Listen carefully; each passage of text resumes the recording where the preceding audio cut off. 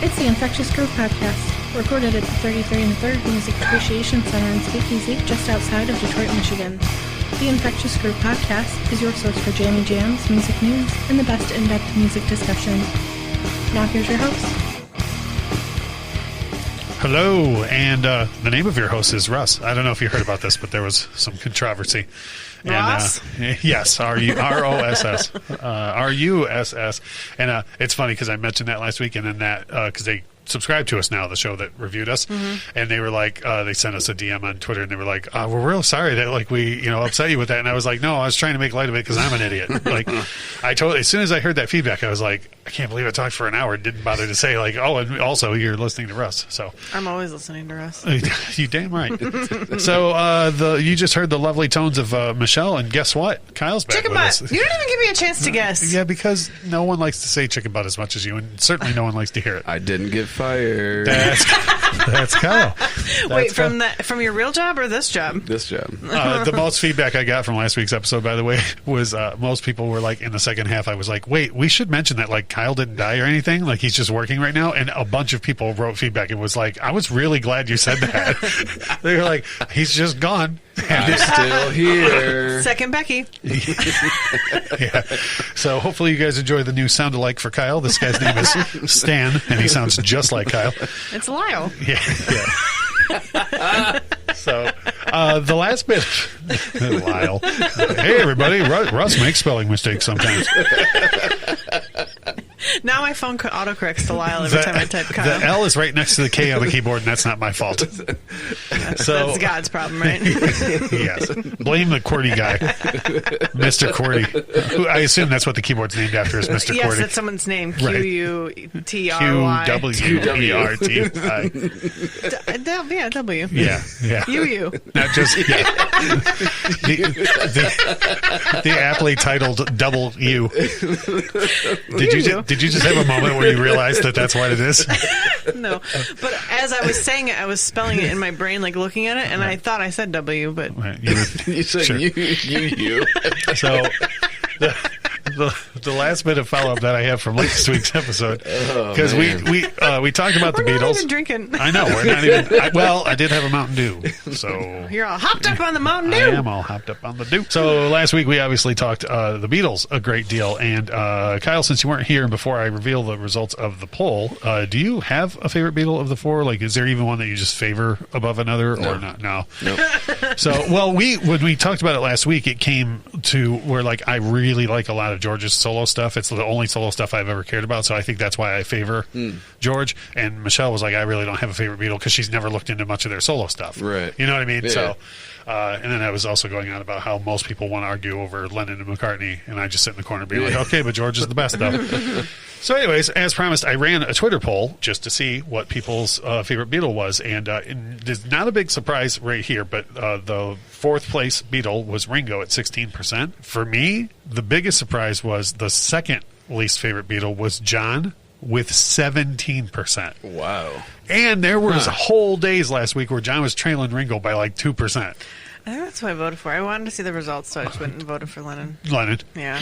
So then Paul came in second place with 32%, and my boy George Harrison came in at 33%, which is crazy. By a hair. Yeah, but George was always known as the That's silent not Beatle. 100%. Like he was like Switzerland in the whole thing, other than when he played on that one John track, and he was always known as the quiet Beatle.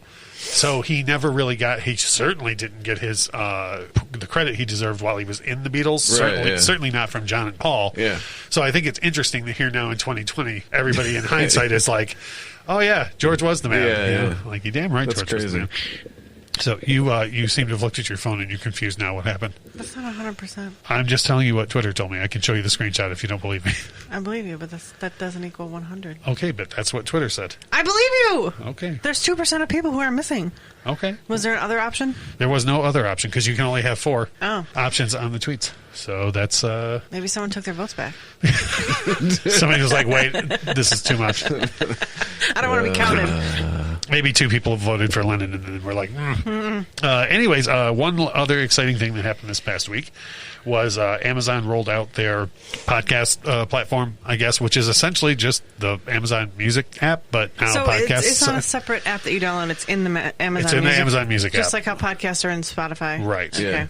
And it knocked Spotify's stock down, right? Yeah. Which is Yeah. crazy because I don't know anyone who uses the Amazon Music app. It's just because Amazon is worth so much money, I think, and it's direct competition for Spotify now. And once it levels out, Spotify will go back up because no one uses Amazon Music. Right. I just want to say that every time you say that you don't know anyone who uses Amazon, Missy always texts me and she's like, "But I do." Russ always says he doesn't know anybody, but I do. I have nothing against the app, and actually, it's one of the only places you can get some Garth Brooks music. I was going to say streaming. the only thing that I would use it for, I don't use it, but the only thing I would use it for is to listen to Garth Brooks. Yeah. Yeah. But the UI is terrible. Yeah. It's Yeah. insane. It's if you've ever, for anybody listening who's like, I've never used the Amazon Music app, if you've used the Amazon Prime video on demand app, like streaming on your TV, it's the menu is that bad or worse. No. So, anyways, having said that, if you do use the Amazon Music app for podcasts, you know which are podcast there. you can find on there. Us. You can find the Infectious Groove podcast hosted by Michelle, Kyle, and Russ, Yeah. which is Ross, fantastic. So- Lyle, and Michelle. Got it.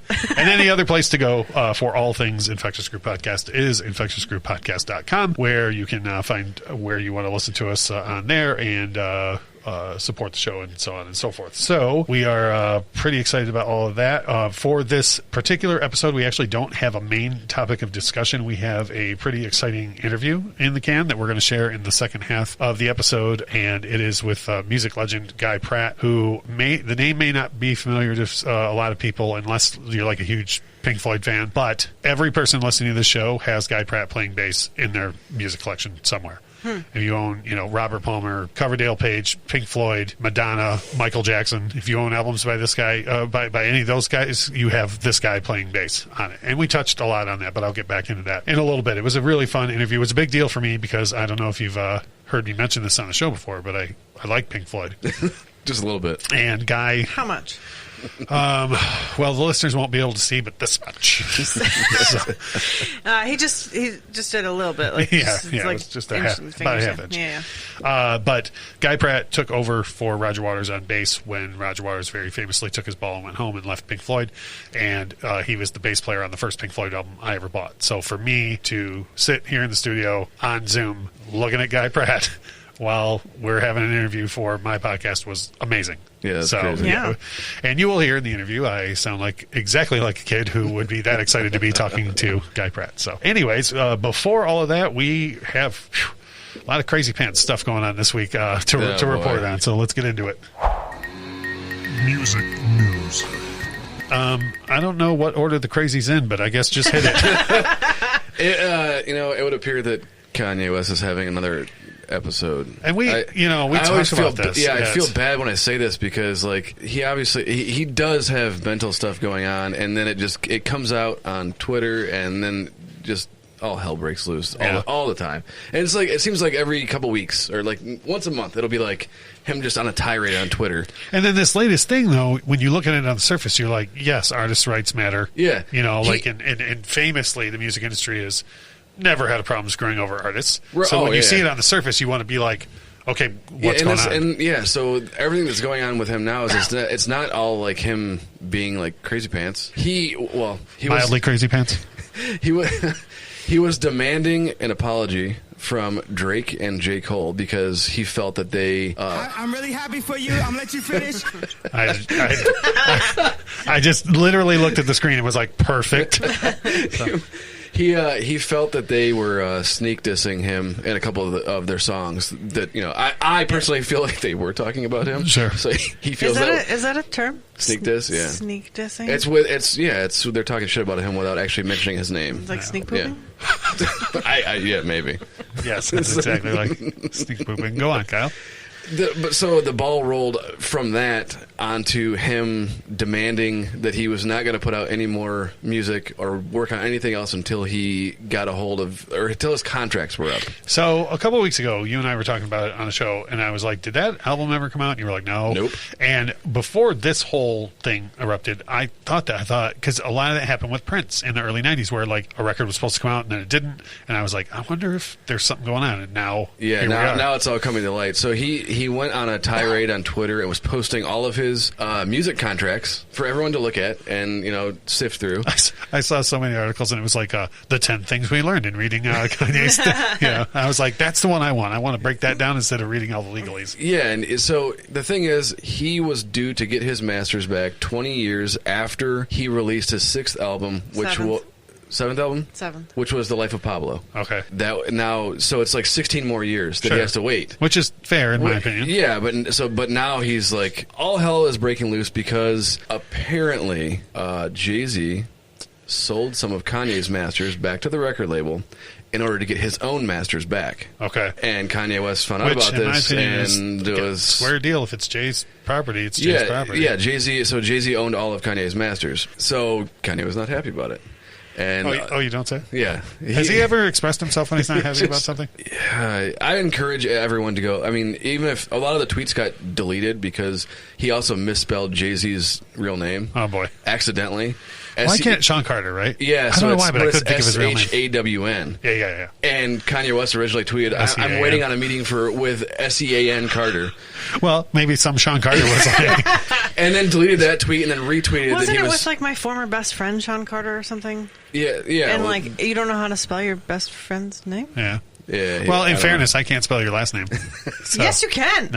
No, every time if I ever use your last name via text, there's a song. If I ever use your last name via text, it's autocorrect. There's a song. Like it's just there's a song. Oh boy. So, anyways, well, my take on this and this is like high level. Like I don't know much about it, but like if Jay owns the rights, he can do what he wants with it. I'm not saying it's right, Like, and I talked to you guys before we went on air about the Michael Jackson, Paul McCartney thing. Like I've never sat back and been like, "Oh, that's right." Right. But it's a business deal. Yeah.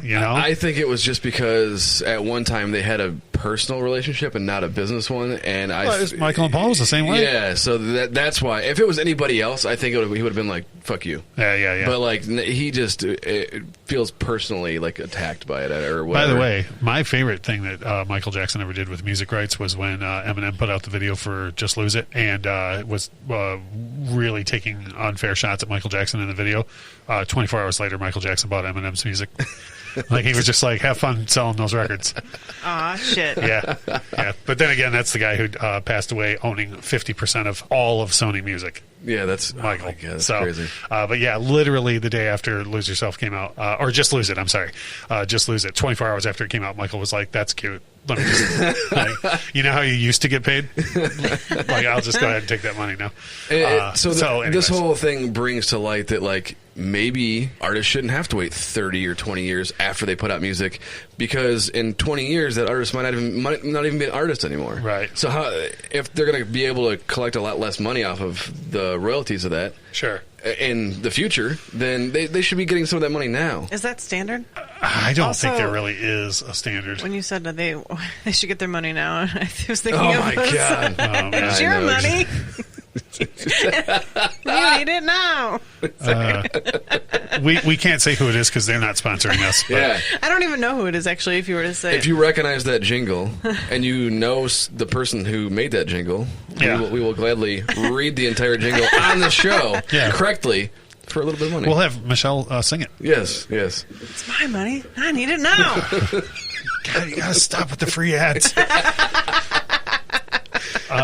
So, yeah, I mean, I'm hoping that this gets cleared up. Yeah. And I think that's all we can do right now, sit and wait. Yeah, so he went on to compare record labels to modern-day slave ships and all sorts of other stuff. Which is I don't mean this inaccurate. I don't mean to use this word in a negative way, but it's derivative of what Prince was doing. I mean, Prince walked around with the word slave on his face for like a year. And so, and the music industry can learn a ton from Prince. Yeah. Good and bad, the way that Prince handled himself. And I think Kanye should really look into like the hows and whys of everything Prince did. The basis of, especially now, the basis of the music industry is to exploit the artists that are on their labels. That's what they do. That's how they make money. Well, I had a friend of mine one time said, who was an artist, who said, never forget that it's the music business. Yeah. These people are not here to help you. Yep, it's just business is what it is. So, couldn't he say no in the contract? That's not a thing? Take that out, or I'm going somewhere else? Yeah, but it's going to happen no matter where you go. There's going to be some sort of... You got to remember... Well, then you don't become the third... At the time, you're having to deal with the lesser of the evils, right? So you get the... Pick a new job! You get the... Jesus Christ. he could have been offered... Are broke. Well, if you in the Black Crowes Behind the Music, Steve Gorman talks about how bad their record contract was, and he's like, I'm pretty sure in that contract it says I have to do Rick Rubin's laundry, they just, because when you're young and not young and dumb necessarily, but young and hungry, you just be like, oh, okay. There's a whole how much? Okay. There's a whole documentary that 30 Seconds to Mars did too about their record label battle. They had to sue the record label to be. Yeah. To even get anything from the label. Yep. It's just crazy. Yeah. It's a giant rabbit hole for sure. But I would like to see something positive come out of there's this real issue that's happening, but it gets mixed in with all of the other crazy shit where he's comparing himself to Nat Cole and calling record labels slave owners and all of this stuff, and there really is underlying issues. I think the nicest way we can say it is, because we do want to be sensitive about, Kanye's issues. Absolutely. And the nicest way you can say it is that the message gets lost a lot, I think, with the way Kanye delivers it. Yeah. All we can do, I guess, is hope that this moves on and gets cleared up. I do know we have other news to get to. Do you got more on the Kanye story before we move on? No. Okay, I just didn't want to cut you off and be like, damn it, I looked this up and now we're on to the next subject. It is. Well, I will say it's not uncommon for Kanye West to compare himself to all sorts of people that have no relevance to anything that's going on with him. But it's just a whole thing. But yeah, there are other more exciting things going on. There's other exciting and also more weirdness. a lot of stuff going on. Dr. Dre is getting divorced. Oh, yeah, I heard about this. I'm sure everyone's heard about it, but the most strange part about it is how his estranged wife thinks that she needs $1.9 million a month to cover her expenses. I don't know if you're going to go through some of the highlights, but when we looked at it before the show, my personal favorite part of the settlement of what she demands is $100,000 for mortgage payment and then $900,000 a month for entertainment. So that better be some good entertainment. You got to make $100,000 payment on your house, but then you need 9 times that. So that's where the million comes from. So then there's still $900,000 for everything. There's actually not that many things on this list. I'll just read really quick. Laundry and cleaning, $10,000 a month. Clothes, $135,000 a month. Which is if you're going to have $135,000 a month for clothes, $10,000 is reasonable to clean those clothes. Right. Education, which includes tuition and living expenses, which I assume is for their kids. Yes, $60,000 a month. Entertainment, like you were mentioning, $900,000 a month. Charitable contributions, $125,000 a month. Her mortgage, which is $100,000 a month. Telephone, cell phone, and email, which would equal $20,000 a month. Yeah, my internet service here at the house, I think you guys have the same service, is just shy of $20,000 a month. I want to say it's like $100 a month. So it's like I get it. Yeah, and luckily we're on the family plan with my parents for our phone bill. So our phone bill is like $4,000 a month. I feel like. She also apparently feels like that's a deal because her actual expenses monthly are $2.5 million. Right. So she's giving him the I'm sure the rest of it is charitable donations. Out of all that on there, me personally, I could barely get by being entertained for $900,000 a month. So, I think it's reasonable. Because you got to figure one of the things she's obviously going to go to anchor.com/Infectious Group Podcast and give us at least $50,000 a month. Well, she better. So that's understandable. Yeah. That's going to leave her with only $850,000. Maybe if Dr. Dre donated a bunch of money to us, he wouldn't have to pay her the money. Okay, now we're cooking. We'll hide it for you. Now we're cooking. Yeah. So it's Dr. Dre's money, but we need it now. Yep. So, and you know, I always want the show to maintain a fun vibe. Like we're not, you know, we don't know the ins and outs of all of this. Yeah, like, but that's just a fun read. Divorce is insane. Divorce is messy. There's especially when you're rich and famous and all sorts of other. For sure. Or I would say especially when you're rich and famous and the other person you're married to is not rich and famous. So then it looks like they're just trying to get as much money out of you as possible. For sure. But who knows? It's just It's I thought the breakdown I don't know. was They funny. just reopened movie theaters, and that stuff's like $20 a time to go. So, How many movies is that? $900,000. You're gonna be able to see everything in the theater twice. Everything, every movie ever made. You're gonna buy all the popcorn. So, what else was there? There's at least one more. Van the Man. Yeah, there you go. Van the Man.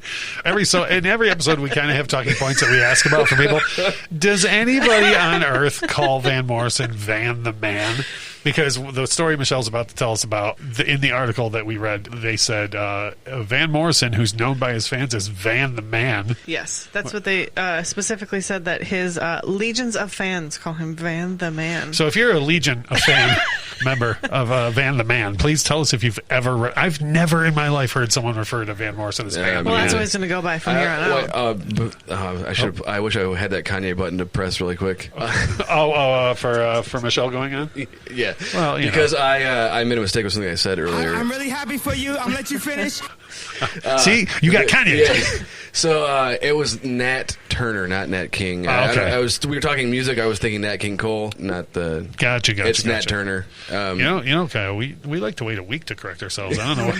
You're Stop Googling it. You're upping our speed game here. People, we have an expectation of waiting a full week. Yes. So we have an expectation for people to tell us that we messed up. So now you've heard me say that, and now you're hearing the correction. So there you go. There it is. So don't write us a letter. Yes. So let's get back to Van the Man. Van the Man is really mad about COVID, like real mad. He has to wear a mask and stay away from people. But what he is though he's saying I'm enlightened and it makes common sense to wear a mask and we should all mask. That's what he's saying. That's what he's saying. He's saying that let's just get to come together from 6 feet apart and let's get through this. But not at all though. Right. But not even a little bit, though. He has a new single coming out called "No More Lockdown." Sure. So it's I'm not really sure what it's about. It might just be, it might be COVID related. I'm not sure. But he's got a couple songs coming out about how he's Irish, right? Oh, yes. So the government enslaves the people. They're fascist bullies, and they're telling people how they should feel. Those are direct quotes. All right. Well, I have a couple of points. Number one, the government's always done that. Yeah. It's not new. Yeah, it's not new. And second of all, and we don't talk much politics on the show, but my personal opinion is if there is a 0.000000001 chance that me wearing a mask is going to help somebody else, then fucking put the mask on. Yeah. Have you seen the Paul Rudd thing?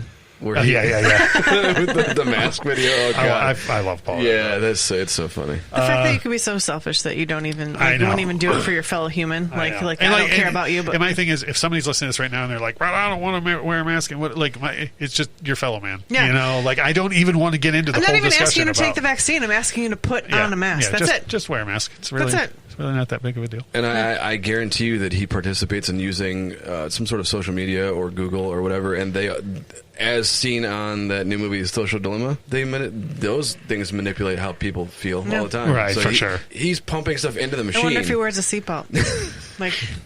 Yeah. Well, anyways, the short version is Van Morrison's real mad that he's got to wear a mask. Van the Man. And that's, I guess, it's funny. He's entitled to his opinion, but it's just put a mask on. Right. You're entitled to your opinion 100%, but just put the mask on. Or stay home. Just don't go anywhere, and you don't have to worry about it. Well, that's what they think that everyone who wears a mask should do instead, is just stay home if you're scared. Yeah. So that's what we've got for music news, right? That's all I think so, yeah. So it was kind of like a weird week, but it was cool because it gave us a bunch to discuss. Yeah. So, if people could keep fucking up, that'd be great for us.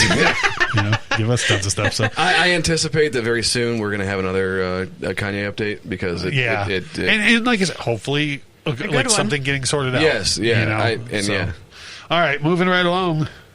Our jammies.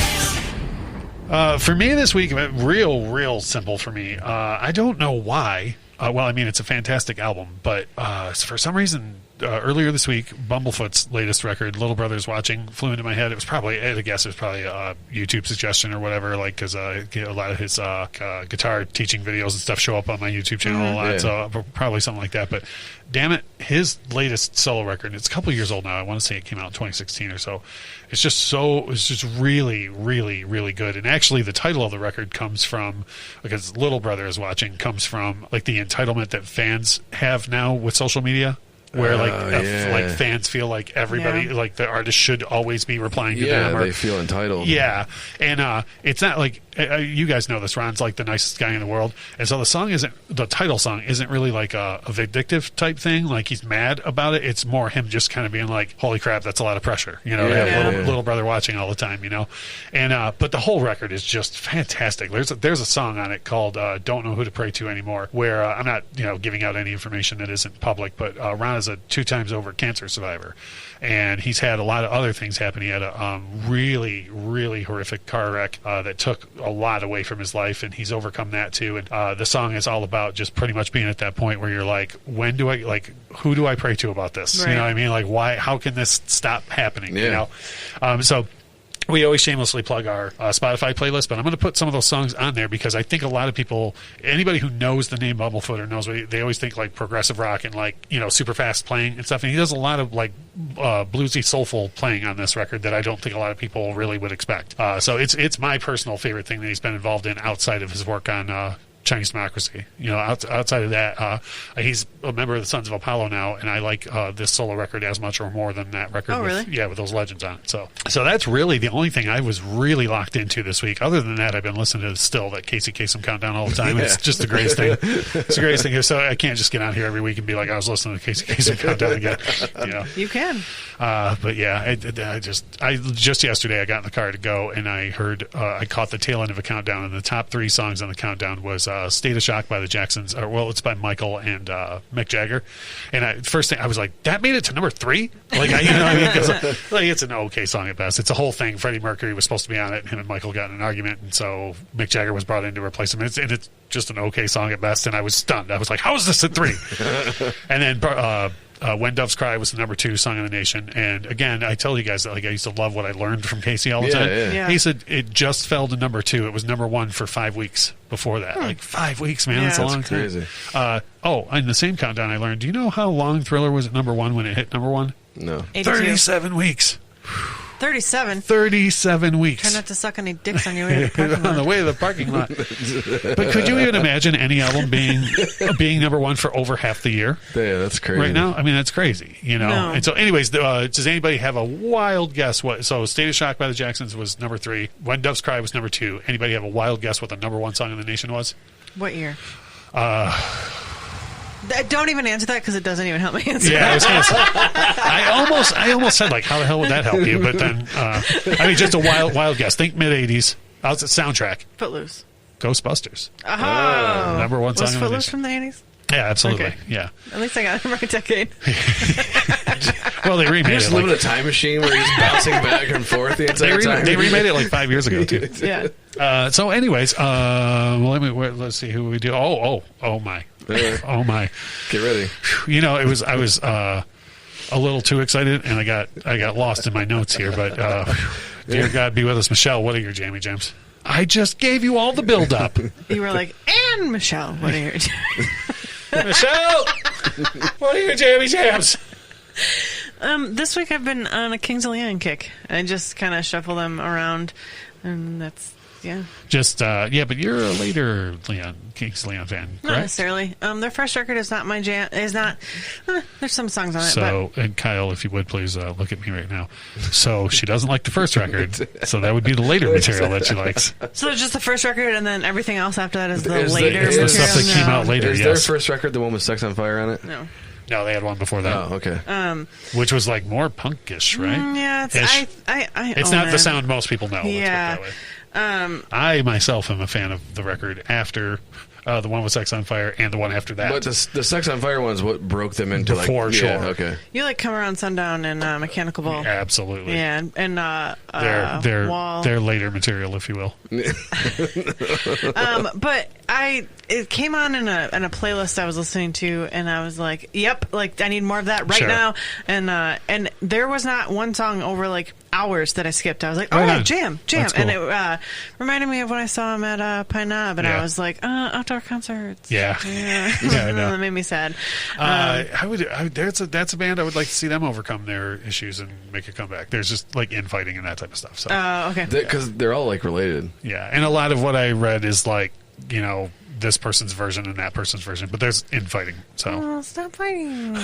Beatles, stop fighting here in India. Guys. So anyways, Kings of Leon. That's been my go-to this week. Right on. Kyle, what have you been listening to? I made it a point to make it entirely through Marilyn Manson's new record. Oh, and? It's called We Are Chaos. The first single he put out was called We Are Chaos as well, and I was like, I played it for her. I was like, what in the hell is this? Like, it is Good way or bad way? Bad way. Oh, no. And I was like, it just is very, very off from what he normally does. Okay. So I listened to the entire thing, and I listened to it 2 times entirely through. And by the second time of listening to it, I was like, okay, like I dig this. Okay. It's almost like a mixture of all of his other work. Like Okay. just a mixture of all Which of is it. cool. Yeah, yeah. And I used to get really mad when artists would like change things up and like do something different than what they had been doing. Sure. But I've grown to appreciate the fact that you can grow gotta as an let 'em- artist and you like gotta let 'em do evolve. different things and evolve. Yeah. And so, yeah, I like it. Right on. Cool. Well, when we put together the playlist, as always, I'm going to put on there Marilyn Manson, new album, whatever songs Kyle wants, and then your woman is going to text you from across the house Yep. to ask you In what the songs. basement where my laptop lives. So, Accurate. And then he comes down and he's like, Sweet Lord. My only request would be to maybe pick a couple that are, like you said, they're like, it's a lot of different material. Yeah, like, yeah. just pick a couple that, like, the average Marilyn Manson fan wouldn't hear and go, oh, I love this immediately. You know what I mean? Like, yeah. challenge people, you know? All right, well, that was the Jammy Jams. Like I said, we don't have our traditional main topic this week because we have a great interview lined up that we're going to play for you in the second half. I was able to sit down with Guy Pratt, a legendary bass player who has been on pretty much if you own any CDs or albums or you stream music, you've heard Guy Pratt play the bass. If you've ever heard the song, is he all about that bass?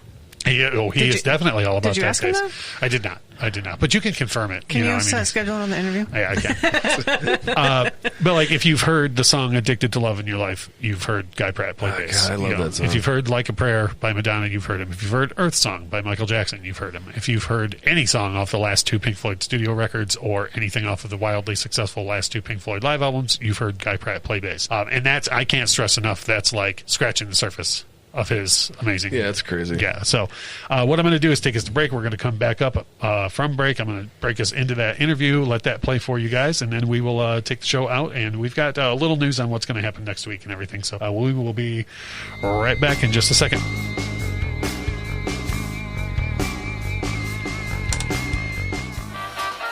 I'm Lauren. And I'm Sydney. And we are Historically Accurate. We are long-lost sisters with a common interest in people and events in history. Join us on Friday evenings starting August 7th with the life story of Walter Mercado. Every week, we will bring you on a new and exciting journey through the stories of the people and events that shaped the world.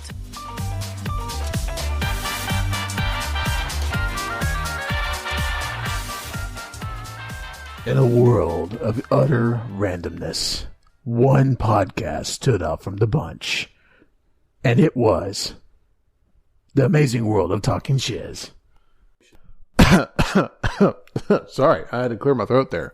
Yeah, it's just mainly randomness. And focus It's definitely not not being focused on at all. No. Our podcast is definitely no theme at all. It's literally random and talk about literally everything and throwing in random jokes at any given time. We're on Spotify, Apple, and Google Podcasts. So go ahead, tune in. New episodes weekly. And we're international. International. Very, Yes. very well. So tune in. Follow us on Twitter. See you there. Hi, I'm Dietrich. I'm Alex. And I'm Ben. We're from the podcast That Song From That Movie, the journey through the very best and worst of movie songs. We want you to join us on our voyage across the cinematic sound waves as we take a deep dive on a new song and movie each week to figure out just what makes them tick. Already we've set sail with Celine Dion on the Titanic. found a friend in Toy Story, and gotten drenched out in the rain with Butch Cassidy and the Sundance Kid. Hopefully each breakdown allows us to answer the ultimate question of what's better, the movie or the song. Or at least learn something new along the way. Just like learning that Toy Story 4 is a meaningless cash grab without a soul. You can subscribe right now on all good podcast platforms. If you use one of the bad ones, then that's on you, and we can't be held responsible. Subscribe to That Song from That Movie. We are back, and like I said in the first half, this is really exciting for me. You know, I kept telling you guys that because of the time difference in London, like, I really wasn't sure how it all was going to work out when we got to, to talk to the guy, and I really wanted to get you guys involved in it, but it was like, our schedules kept totally missing each other. Every single day that I emailed him, it just wouldn't work out that day, but it looked like it was going to work the next day, and then the next day, and it's incredibly gracious of this guy to come on the show at all, in my opinion. And so I almost called it the day before. I said to my wife, I'm pretty sure when this finally happens, it's going to be like, can you do it in 5 minutes? And luckily I'm in a position to where I'm here a lot, and I was able to do so. I kid you not, an hour after I said that to my wife, I get an email. It's like, are you free in 10 minutes? And I was like, yep. So what you're going to hear is what ensued between myself and Guy Pratt when we hooked up via Skype, or I'm sorry, Zoom, and had a bit of a chinwag about all of the things that he has done in his career, and surprisingly, we got into a great deal of him loving our home city of Detroit. So, I was pretty happy about it. So we will throw that at you right now, and then we'll be back to take the show out. So stick around after the interview because we got a couple more notes for you. Thank you so much for taking the time, Guy. I really appreciate it. That's all right. I'm sorry I've found myself busier than I thought, though quite doing what, I'm not sure. Well, I've been watching a lot of your series, Lockdown Licks, on YouTube. Right. And, you're not the first musician that we've talked to that is finding a way to keep busy during all of this. One of your recent comments on one of your Lockdown Licks was that you're amongst the group of people who's going to be the last to go back to work. That's right. That's us. Yeah. But I do like that every musician we've talked to is finding some creative way. Are you really enjoying the Lockdown Licks? Like, is it a way to give back and get feedback that you wouldn't get? Yeah, because I was trying to think because at the start of lockdown, I just wanted to, give something. I just wanted to have something to offer people, and people suggested doing bass lessons, and I thought, I can't do that. I just find all that stuff really boring, and because I'm not really a trained player or anything, I wouldn't really know what to do. And I just thought, actually, would be fun something that'd be fun for me as much as anyone else is to go and revisit, sort of my catalogue, and also because it involves just storytelling, which is kind of for me as much of the fun as this. But I've discovered an awful lot about myself. It's a fantastic way of it's like reading diaries when you're a kid. So I was going to ask you that. Does it feel like, because you have, let's do a shameless plug here. You have your book, My Bass and Other Animals, and you've done your stand-up shows. Book. You can plug that. Is it, in some ways, is it like, oh, let me just trot out this old story again, or is it fun remembering a lot of those things, or maybe other details? It's fun. I mean, the stuff like, there's stuff like kind of the Madonna and Michael Jackson stuff. I was really happy to get that out of the way because, there's stories I've told a million times. Sure. And but a lot of it is, I've had really, and some of it actually becomes quite emotional when the whole thing revisiting Kirsty MacColl, making me think about her, and what was so nice was so many people from back then kind of reached out and you can't say reached out unless you remember the Four Tops.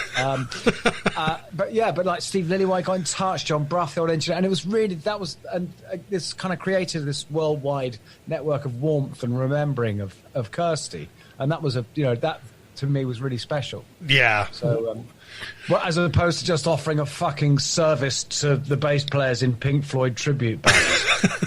Yeah. Oh, guys! Oh, please! When you play the C, I had to laugh. I just watched last night the one where I forget what the other song was, but you covered a little bit about One of These Days with Pink Floyd, and I promise I'm not trying to poke any sort of fun, but I've never been a bass player myself, and years ago, it was very spur of the moment. Somebody in a cover band says, hey, we want to do One of These Days, and I figured it out kind of on the spot, because like you said in your video, the song kind of teaches you how to play it.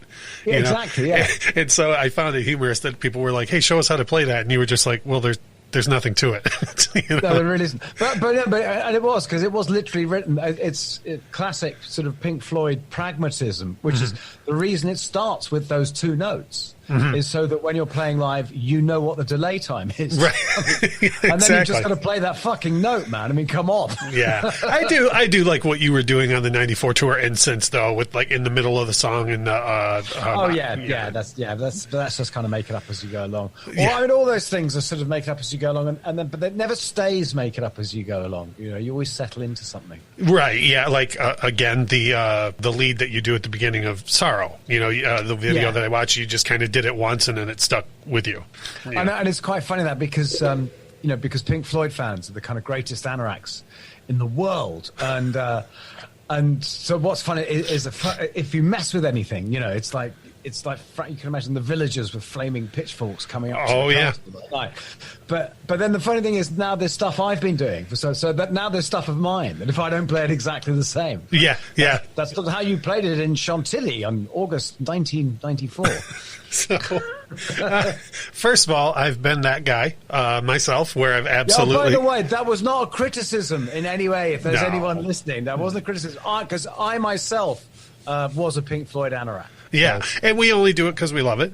You know? Well, exactly. Yeah. So I do want to ask you one memory that I don't think a lot of people have talked to you about, and this is kind of specific to me, but I should roll back and say my first Floyd record was The Delicate Sound of Thunder, which was really the first record that you were really prominently featured on. Yeah, well, it's the first one I was on, yeah. Yeah, and then I got to see you with Floyd here in Detroit on the 94 tour, and what was special about Detroit was that was the first time that you guys rolled out the entire Dark Side of the Moon, which became a big feature. Do you remember anything about the lead up to that? Like when it was time to go, okay, tonight's the night, you roll this out? Or no, I don't. But I remember always being annoyed when we went to Detroit because we never went to Detroit.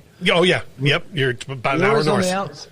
Yeah, and I mean, and you know, I always wanted to go to Detroit. You know, I mean. Yeah, and we never did. You're always in these posh suburbs, and you end up just wandering around fucking Barneys. Like you could be anywhere. What's funny is the ghost of James Jameson, you know, and Robocop. Now I think that you have 20 seconds to comply. I want that shit. The last time you were in town with Nick, you would have been proper downtown Detroit when the Saucer Full of Secrets. Yes, we were. And in fact, what was great because. We stayed in this casino. Oh, nice. Yeah, we got 3 of them. Yeah, it's always, and I don't think we even stayed the night. We had to leave very early. It's an absolute rule of thumb with the sources is that the nicer the hotel, the less time you're there. Sure, yeah. If we've got a really nice hotel, we're not staying the night. Yeah, I walk in, I remember nice place. Dom, and it was, the casino was great. And because Dom found, like, sort of the absolute holy grail of house record shops. Oh, okay. The corner. Oh, like yeah. Yeah, there's downtown is pretty good, and there's People's Records. If I was to guess, I mean, you probably don't remember the name of it, but if I was to guess, that's probably it. Yeah, because I was there a few years ago. But I was doing a project for Ralph Williams. You know, Jesus, I've forgotten Ralph's surname. How can I do that? The dementia has kicked in. You know, your legendary bass player. My friend! He played for Aretha and everyone. Yes, absolutely. And I played on this record for him with all these Detroit legends. Guy who played trumpet on all the Motown records and stuff. And I loved Detroit. Although I felt really guilty at one point. He was showing me around the town, and I had a camera out, and I started taking pictures of all the ruined factories, and you suddenly and that whole kind of ruined porn thing. And Ralph was like, "Man, don't." Yeah. I thought, I get it. I'm sorry. I don't want to be that arsehole. Yeah, no, I hear you on that. Those of us here in the city were like really defensive about it because we are on the comeback, and like anybody would be. Did you get a chance to go and tour Hitsville, USA, while you were here and actually see Studio? No, I did. I've been around twice now. I did actually. With the Saucers, we got a private tour. Oh, nice. And I've actually got a picture of me because I can't remember who I asked, but I asked someone to point out the exact spot where James Jameson had to lie on the floor to play What's Going On because he was too drunk to sit on a chair. And so did you lay down in the spot, or I did lay down on that spot. Yeah, I got a picture. Yeah. Fantastic. You know, I was just talking to the gentleman that hooked us up as Will from the Limehouse podcast. Oh, yeah, and him and I were talking about how it's not lost on me that I can go out my front door right now, drive 20 minutes in my car, and stand in the same exact spot where that happened. You know, where Dancing in the Streets was recorded, and they decided whether or not ABC was going to be a hit, or, you know, like it's just that vibe, you know. It is amazing, and because I don't think, because Americans are always kind of surprised, because we English kids are British kids. You know, there was never the race to. I mean, Motown is absolute bread and butter to anyone who grew up. You know, my son, anyone who grew up in the 60s. You know, Motown is our shit. Really, you know. And the funny thing is kind of that whole R&B thing is actually, that's where all the rock bands were coming from. Oh, absolutely. You know. Yeah, absolutely. I'm a bigger fan of a lot of the British material. Like, I'm a huge champion of the Culture Club, and like Roy Hay and Mikey Craig. Okay. You know, Roy Hay and Mikey Craig, that's all Motown. You know, they're absolutely riffing right on Motown. And so when I get a lot of people who only know the hits from Culture Club, and I play some of the deeper cuts, they're like, oh, well, they're just doing Motown. I'm like, yeah, I know, because it's brilliant. You know? Oh, great players. Yeah, I know, absolutely.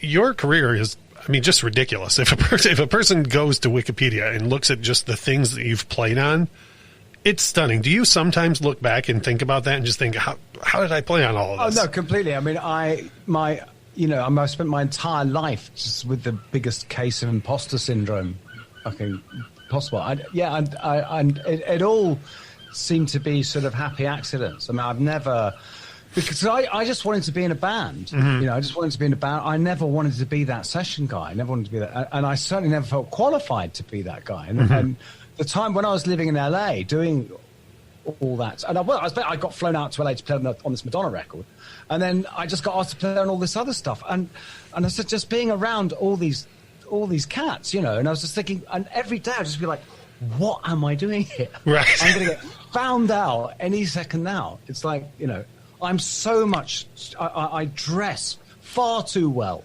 to be this guy. Yeah, you look in the mirror and you're like, how did we get here? Like, you know, who is that? But go ahead. It's weird, and it's up and down. Yeah, no, it's just, it has been extraordinary. But it's also, the funny thing is that most musicians, and especially with CVs that might not be as impressive looking as mine, have probably worked a lot more than I have. I mean, the thing is, yes, I've done all this cool shit, but that's kind of all I've done. So there's actually an awful lot of time of not doing nothing. This is why, for me, for most creative people, when the lockdown came and suddenly there was this whole thing of, oh my God, what do you do when you're at home? I'm like, well, same as you do for 70% of your life, isn't it? You just hang out, watch TV, surf. Yeah, the only difference is you get to stay in a nice place for longer this time. You know, you get to stay in a nice house. True. Instead of just from what you said earlier about the hotels, it sounds like pretty much if you turn on a nice TV and lay in a nice bed, that's when the text or the call is going to come. It's like, all right, we're getting on the bus and going. Yeah, absolutely. So I know that from what I've read about you and what I've known from being a longtime Floyd fan is your session work is all pretty much people taking care of you. Like, this person liked what you did and they pass it on, and that's pretty much, am I wrong? Is that the connection between? No, that's it. Yeah, I mean, yes, it always tends to be very personal. And, And that's how you ended up playing on Earth Song through playing on Like a Prayer, if I'm not mistaken. Yeah, that was it was Bill Bottrell. And like a Earth Song, it was actually although I mean, Bill, I didn't really know, but Bill was engineering Like a Prayer, but then he produced the Toy Matinee album. Okay, so I'd had months in the studio with him, so that's where that came from. Yeah, because that came in the middle of doing the Robbie Robertson album. I mean, that really was what the fuck? What the fuck is some fucking Ladbroke Grove punk rocker doing? You know, it's like yeah, you're like, oh, I just feel bad because I think there were so many people who were so much more qualified who would have, killed for that gig. Sure, I'm slightly blasé, but whatever. No, and your work on Earth Song. What's interesting is I'm a big Michael Jackson fan, and I don't, with his material, I've never really looked a lot into who plays on what. And so years after that song came out, someone had mentioned to me, "Oh, well, you know that's Guy Pratt playing. You're a big Floyd guy. You didn't know that was Guy Pratt playing on Earth Song?" I was like, "No, I had no idea." And you didn't even know that you were on the final version. Right. No, I'm not on it. I've forgotten about it. It was years before. No, someone called me up and said, "You're on the new Michael Jackson record." I really said, "Yeah," and they only knew because they stuck my name on the album. Oh, okay. And you were like, "How about that?" Because you recorded what? Six or so years before it came out, right? Yeah, no, it was recorded in '89. It was in September or October '89, and it came out in 95, 96. Something I want to say 95. Yeah. Yeah. So with so many music memories that you have, it's got to be hard to narrow it down to favorites. But do you have some moments, some things that I don't want to say more proud of, but some that stick out more to you than others, or no? Well, yeah, I mean, there's the obvious ones like Venice, obviously with Pink Floyd, because that was so nuts. And I actually didn't realise quite how insane that was until the day before when we rehearsed. I just knew we were playing in Venice and everything, and of course, and I didn't realise that everyone else got up at 6 o'clock in the morning to go down and watch this stage being sailed in. Mm-hmm. I had no idea that was happening. I, of course, just gone out and gone pissed with mates, the night before. Sure. Woke up at 12 and everyone was showing me what would have been Polaroids back then, saying, "Man, look at this stage." I was like, "What, really?" So I tended to be a bit oblivious of stuff like that. So that was incredible. For me, Versailles, I don't know why, was incredibly special. We were the first people allowed to play the Palace of Versailles. Mm-hmm. And of course, that was the thing. Because that was always when you're on, because you tended not to play Britain until the very end of the tour or near the end of the tour, and so Paris being so near, that was where all your friends and family came. Mm-hmm. So that was like the first time my mum got to see me play. Oh, that's awesome! So that it's in such a special venue, being allowed. It was extraordinary. That's the whole palace was lit up pink. That's actually the one thing that I've always found funny. With Pink Floyd is that, yes, the band is called Pink Floyd, but in terms of the actual sort of spectrum, it's the last colour you would associate with Pink Floyd. Yeah. If anything, they're a sort of battleship grey. and so duck blue or something. At least from 70 to 73, the material was very battleship grey, yes. Yeah, exactly. But everywhere you go, promoters are trying to do special stuff for you. So they're always fucking painting dressing rooms pink or giving you a pink bus. And you're just thinking, this is just so wrong. It's like we're promoting a shampoo or something. Yeah, they're the two biggest things, and I'm sure you've seen both of these. That I always see that where people try and promote Pink Floyd with the color pink, and you're like, no, this is.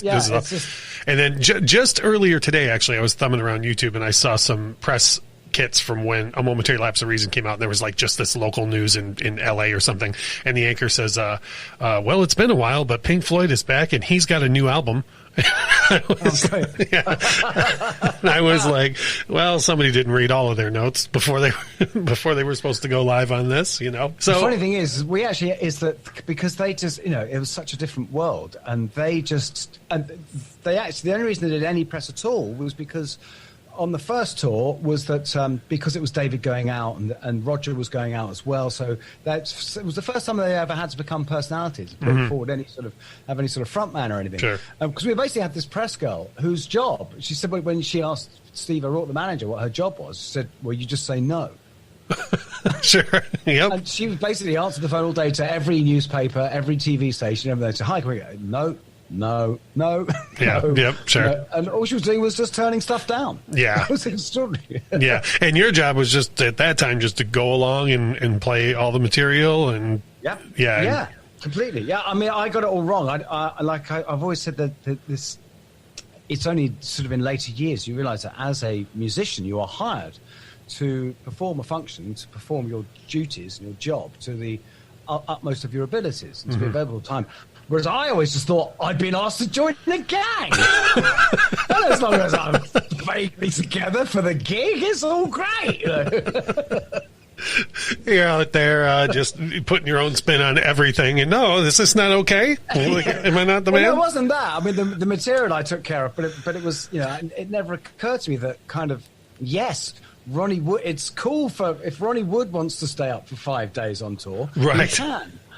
Me, not so much. Yeah, absolutely. I as far as like you know, adding your own touch on things and whatnot, like I think it's so cool that, like you said, now it's evolved to where people hold you accountable to your own playing instead of, you know, what was played exactly before that. Yeah. I got to tell you, there was almost a near riot in my house. I almost flipped a table when the new version of Delicate Sound of Thunder came out and your bass solo was gone. I know. It's tricky, that one, because I always hated it and was kind of embarrassed about it. But it was actually, it was when I was writing my book. It was a friend of mine told me that apparently it's sort of revered by, of all things, the Brazilian jazz community in London. Which is that not what you were aiming for? I mean, and it's and you go on YouTube and it's a big thing, and people learn it. Loads of people learn it, especially the Venice one. And so yes, obviously I was absolutely outraged, and I know exactly I know why David would do it, but it's but you just kind of think, well, it's what happened. You know, it is what happened. Yeah. But, you know, whatever. It doesn't matter. I just was, you know, ready to make a purchase and everything, and then it was released on streaming, and I texted a friend of mine who, for some reason, couldn't care nearly as much as I did, but I was like, and they took Guy Pratt's bass solo out, you know. Well, apparently there's a few fills got edited out of things I think, on the Turning Away and stuff. I haven't actually listened to it, but that sort of annoys me. But I mean, to be fair, I was massively overplaying. I mean, you know, I had everything against me. I was young. It was the 80s, you know. So I was clearly over. I mean, the funny thing is, like, you know, the Source Full of Secrets live album is actually, it's just coming out this week, I think. Is it this week or next week? It's either this Friday or next Friday. Next week, I think. Okay. And that's coming. And for instance, I mean, when this gets re-released, I'd be really happy if they take the bass solo out from Green Is the Color. Oh, really? Really? Yeah, I don't like it. Oh, I love that song, and I haven't heard that version yet. I'm actually the reason why I was expecting it to be next Friday is there's actually a Prince vinyl box set coming out, I think, the same day, and I'm pretty sure I'm the only person running to the record store to buy the Prince LP set and the Saucer Full of Secrets set at the same time. Excellent. But I love that song, and I haven't heard that yet. But you're already kind of face palming over that one. You don't want it in there. Yeah. But the song is great. I mean, what's great about this, actually, the difference between this and all the Floyd stuff I've done is that that gig, what you hear, is just that gig, right? In terms of like where I'm going, oh shit, I did that. No, I didn't do that. No, it's like, but if any night you recorded would be like that. Every night is different, right? Yeah, you know, much like the original Pink Floyd. It's, you know, everything is much more about the moment. Yeah, and I'm if you're glad. A fan, there are so many little musical gags as well. Oh, good. Which a few people have already spotted a few of them. We all, because Lee and I are both, Lee, Gary and I are all massive Who nuts. Oh, okay. Lee's a Clapton nut, and then Gary's got a massive Mick Ronson thing, and so we're all, and it just leaks out. Yeah, well, yeah. Right. And plus, you can be a little more liberal with that material too, because a lot of the stuff from, say, 67 to 72 isn't ingrained in the radio. Most of the stuff, a lot of the stuff we play has never been played before. Fearless, so we've got like complete, you know. Fearless was never played live. Yeah, I saw the Black Crowes cover Fearless before I ever heard a member of Pink Floyd. With them. With the Black Crowes? Not live, only in a rehearsal room. I went to audition drummers with them. Yeah. Oh, nice. That's great. This would have been a decade ago, but they kicked into the song without an intro. And my wife said, oh, this looks like one of the only songs you don't know so far. And I said, well, whatever it is, it's a ripoff of Fearless by Pink Floyd. And then Chris Robinson started singing, and I was like, oh, they're covering Fearless, you know, which was fun. But, Guy, I did tell you that I would keep this brief, and I can't thank you enough for making time for us. I know it was hard for us to get our that's fine. schedules matched up. Really, the only other thing that I want to say to you on behalf of, you know, not just Floyd fans, Michael Jackson fans, Madonna, Icehouse, you know, thank you for all the memories. Like, I know that you said you look in the mirror and you kind of feel like an imposter, but we appreciate everything that you've done to give us. Really sweet. Thank you so much. It is. You know, any person I know that says, you know, I'm looking to dabble in Pink Floyd, I always thought, well, when I was 15, I got Delicate Sound of Thunder, you know, and this was my Floyd, and, you know, that's you on there carrying that legacy on, and you're still doing it. So thank you very much. Thank you. My last question to close this out is, I know the answer to this is probably, you know, as soon as possible, but do you have any idea when you guys will be able to get back on the road doing anything? The source, we were meant to be coming your way in October, November. That was booked. I mean, I mean, fuck no, God knows, it's probably going to be Mad Max over there. It really is, man. I feel for you guys. I really do. I mean, we've got, it's like we're all competing for the worst, most idiotic governments. Yeah, don't even get me started on that. I'm not going to go there. But I will tell you this: so I used to run a music forum, and I have because of that, I have friends all over the world, and almost every friend I have in another country says, if I didn't know you, I would assume every American is just insane. Like no, I promise we're not all as bad as the reality TV guy. No, I know it's extraordinary, and I know that because I spend all my time, and I was traveling in America last year, and it's you're wonderful, good, generous, kind people, and so, and I just But listen, we're in the same boat. We got arseholes running shit here as well. So, I know. I've seen your Twitter feed. I know. Yeah. I know how you feel about it. We became a rogue state last night. They just passed this bill to break international law. So greetings from Somalia. Yeah, well, I get the same vibe off of you that I try and live by too. It's like in some ways you have to laugh at this, or what else are you going to do? But in any case, but anyway, go ahead. But hopefully, I mean, the plan is to be there next year. Great. All right. Well, we are. I'm sure you get this from every person who's ever heard Pink Floyd, but we are more than ready, and we will be happy to get back to seeing you and Nick and everybody do what you do. Brilliant, fantastic. Well, come to you're invited to Detroit, so. Oh, right on. All right, brother. Thank you so much for your time. Thank you. All Cheers, right. Russ. All the best to you, man. Cheers. So you're never going to believe this, but that was a lot of fun for me. What? Yeah, that's awesome. Yeah. So, and what a cool dude. Yeah. Yeah, that's awesome. I mean, I'm sure that over the years he's answered a lot of those questions. But it was nice that we got off on like the Pink Floyd coming to Detroit, and then him telling the story about Motown and everything. It was really cool. So we have been fortunate thus far with the people helping us out with guests, and we've got some leads on some other guests. But if you would have asked me when we started this earlier this year if we would ever have anybody associated with Pink Floyd on the show, if you would have been like, there was a guy who one time carried David Gilmour's briefcase, I would be like, we can't book that guy. He's too big. If we would have asked you at the beginning of the year if you were still going to be doing this in September, you would say no. I would have been like, well, it depends on if you owned a gun or not. So, anyways, it was grand fun. Hopefully, it was a lot of fun for everybody to listen to, and we certainly had a lot of fun with it. So I'm very, very excited. So as far as next week goes, we are going to get ready to talk music festivals. Yes. Yeah. So it's going to be a lot of fun. Firefest. Yeah, we'll probably just cover the Firefest. Because it was such a. When you talk about the biggest ones of all, people always mention Woodstock, Live Aid, Firefest.